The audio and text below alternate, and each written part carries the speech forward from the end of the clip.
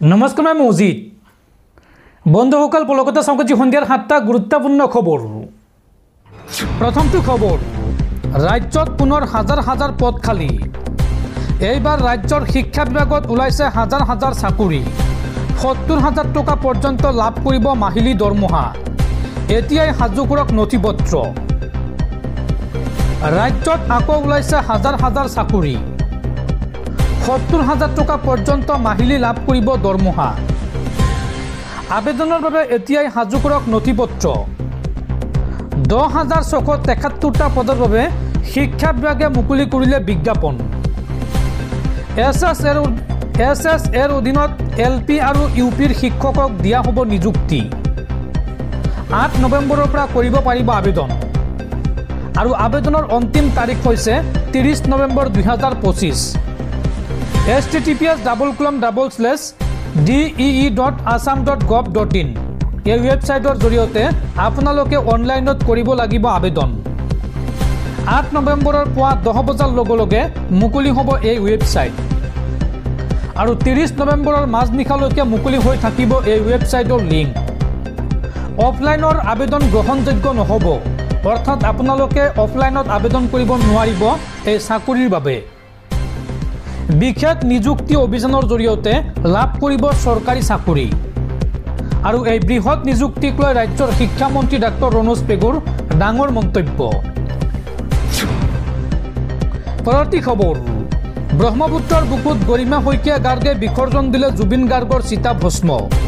ঈশ্বৰ পুত্ৰৰ ইচ্ছা পূৰণ কৰিলে পত্নী গৰিমা গাৰ্গে।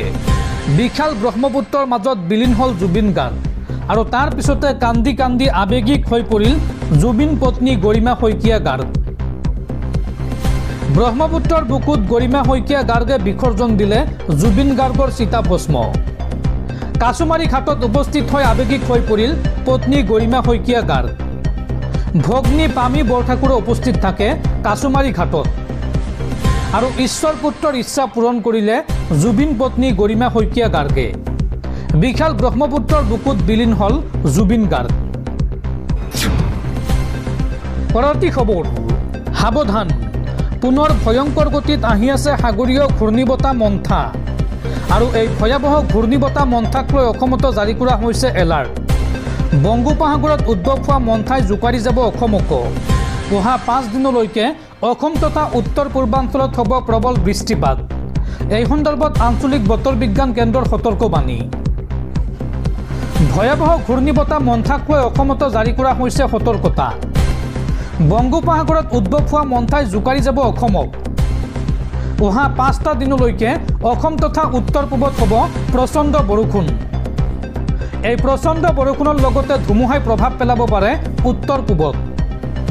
ৰাজ্যৰ ঠাই বিশেষে মজলীয়া আৰু পাতলীয়া বৰষুণ হোৱাৰ সম্ভাৱনা আছে। 30 অক্টোবৰত বিজুলী ঢেৰেকনিৰে ৰাজ্যত প্ৰবল বৃষ্টিপাতৰ সম্ভাৱনা। 31 আৰু 1 নৱেম্বৰত অসমসহ উত্তৰ পূবত বলিব বতাহ।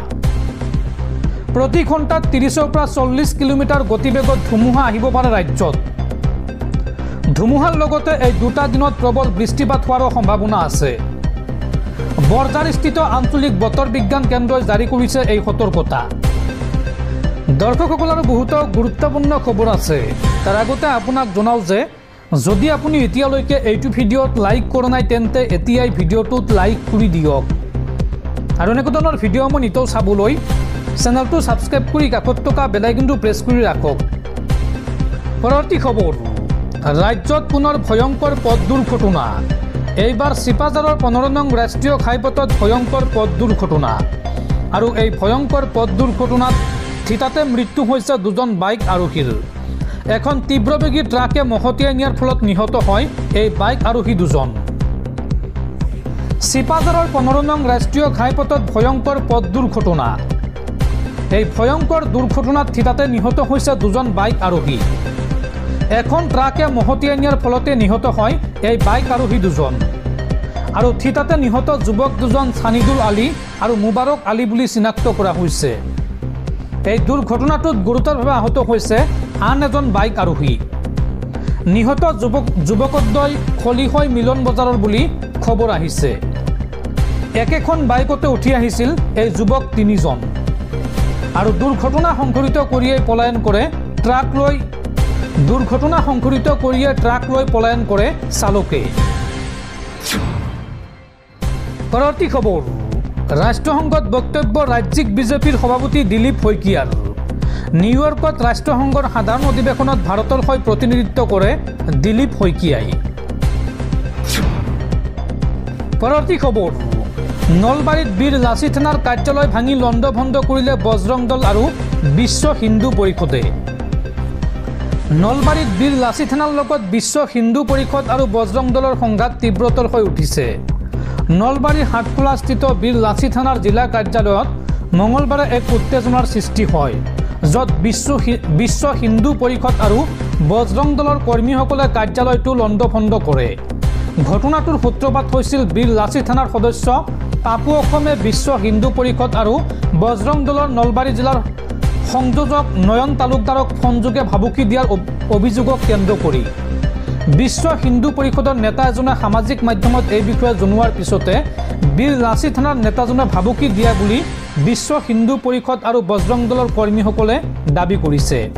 আৰু এই অভিযোগৰ পিছতে মঙলবাৰে বিশ্ব হিন্দু পৰিষদ আৰু বজৰং দলৰ বহু নেতাকৰ্মীয়ে বীৰ লাচিত থানাৰ উক্ত নেতাজনক বিচাৰি তেওঁলোকৰ নলবাৰী জিলা কাৰ্যালয়ত উপস্থিত হয়। আৰু কাৰ্যালয়ত কাকো নাপাই উত্তেজিত কৰ্মীসকলে কাৰ্যালয়টো ভাঙি লণ্ডভণ্ড কৰে, বেনাৰ পোষ্টাৰ ফালি চিৰি পেলায়। আৰু ইয়াৰ ফলত জিলাখনত ব্যাপক প্ৰতিক্ৰিয়াৰ সৃষ্টি হৈছে। পৰৱৰ্তী খবৰ, শ্ৰীভূমিত বাংলাদেশৰ ৰাষ্ট্ৰীয় সংগীতেৰে আৰম্ভ হ'ল কংগ্ৰেছৰ সেৱা দলৰ সভা। এই সন্দৰ্ভত তীব্ৰ সমালোচনা শাসক পক্ষৰ। বৰাক উপত্যকাৰ শ্ৰীভূমি জিলাৰ জিলা কংগ্ৰেছ কমিটিৰ কাৰ্যালয়ত অনুষ্ঠিত এক সাংগঠনিক সভাত বাংলাদেশৰ ৰাষ্ট্ৰীয় সংগীত আমাৰ সোণাৰ বাংলা পৰিৱেশন কৰা ঘটনাই ৰাজ্যজুৰি তীব্ৰ প্ৰতিক্ৰিয়াৰ সৃষ্টি হৈছে। এই ঘটনা এনে এক সময়ত সংঘটিত হৈছে যি সময়ত চুবুৰীয়া ৰাষ্ট্ৰ বাংলাদেশৰ বিৰুদ্ধে ভাৰত বিৰোধী ভূমিকা গ্ৰহণৰ অভিযোগ উঠিছে।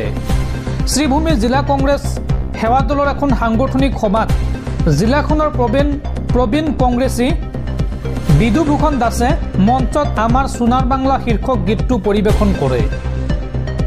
অসম চৰকাৰৰ মন্ত্ৰী কৃষ্ণেন্দ্ৰ পালে এই কাৰ্যক দুৰ্ভাগ্যজনক আৰু গৰিহণাযোগ্য বুলি অভিহিত কৰিছে। শ্ৰীভূমিত এখন সংবাদমেলত মন্ত্ৰী পালে কয় যে কংগ্ৰেছে বাংলাদেশ প্ৰীতি প্ৰদৰ্শন কৰিছে, যিটো দেশৰ আভ্যন্তৰীণ সুৰক্ষাৰ প্ৰতি ভাবুকি স্বৰূপ। তেওঁ এই সমগ্ৰ ঘটনাৰ উচ্চস্তৰীয় তদন্তৰ দাবী জনাইছে।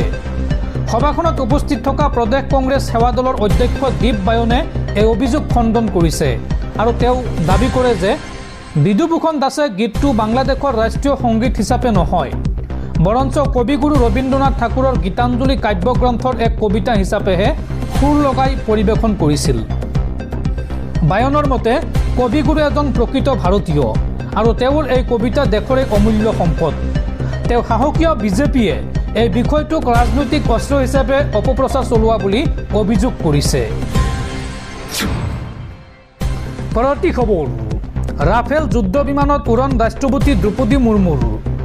হাৰিয়ানাৰ আম্বালা বায়ুসেনা ঘাটিৰ পৰা ৰাফেল যুদ্ধ বিমানেৰে উৰণ সফলতাৰে সমাপ্ত কৰে ৰাষ্ট্ৰপতি দ্ৰৌপদী মুৰ্মুৱে। সশস্ত্ৰ বাহিনীৰ সৰ্বোচ্চ কামাণ্ডাৰ হিচাপে এই অনুশীলন ৰাষ্ট্ৰপতি দ্ৰৌপদী মুৰ্মুৰ।